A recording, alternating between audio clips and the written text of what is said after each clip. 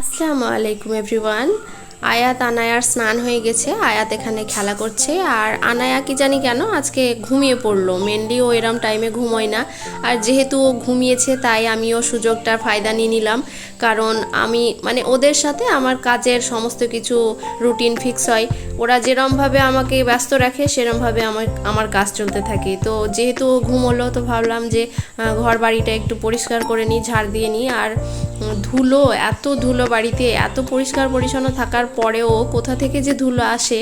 আর আমি একজন উপরে থাকি অথচ বাড়িতে চুল, কি পরিমাণে চুল ঝরছে বলে বোঝানো যাবে না।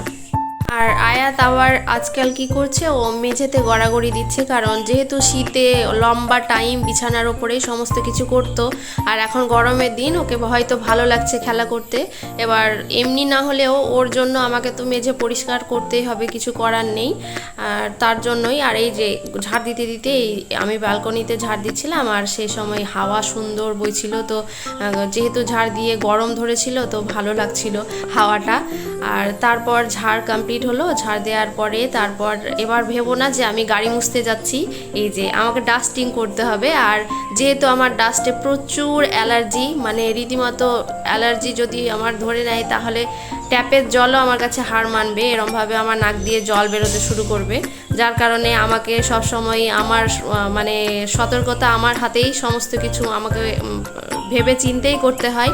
আর যার জন্য আমি সবসময় সমস্যার সমাধান বার করি, আর আমি ডাস্টিংয়ের জন্য এই সমাধান বার করেছি। কারণ আমার মনে হয় যে এটা থেকে যেহেতু দূরে দূরে আমি ডাস্ট করে নিতে পারি দূর থেকেই, তো আমার অনেকটাই আরাম হয়, অসুবিধে হয় না। তারপর একটু মুছেও নিলাম, কারণ মুছে নিলে পরে অ্যাটলিস্ট নেক্সট ডে আমার আর ভাবনা থাকবে না, অ্যাটলিস্ট একটু ক্লিন থাকবে। আমি যদি সময় নাও পাই তবুও অসুবিধে নেই। যার কারণে যেহেতু আজকে সময় পেয়েছি, ভালোভাবে সময়টাকে আমি কাজে লাগালাম। আর সমস্ত কিছু হয়ে যাওয়ার পরে যখন ফিনিশ হলো, আর ফিনিশ হওয়ার পরে এই যে ফিলিংসটা, এটা নিশ্চয় আমার মতো যারা কাজ করো এরমভাবে, তারপর যে ফিলিংসটা আমি এখন ফিল করছি সেটা তোমরাও ফিল করতে পারবে। এটা ফিল করার ব্যাপার আছে। আর যারা পরিষ্কার করো না তাদের কথা আলাদা। তারপর কাজ কমপ্লিট হওয়ার পরে আমি স্নান করে নিয়ে, আর বেবিদের জামা কাপড়ও কিছু ছিল সেগুলো ডেলি ইউজের, ওগুলো কেচে নিলাম। আর কেচে নিয়ে পেছনে আবার গেলাম শুকোতে দিতে।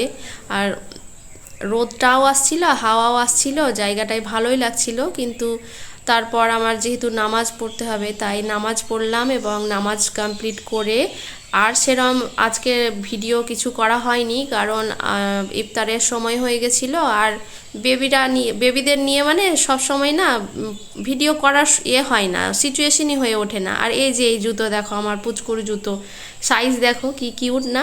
কিন্তু ব্যাপার হচ্ছে জুতোটা না আর ওর হবে না। আজকের মতো এতটাই, বাই।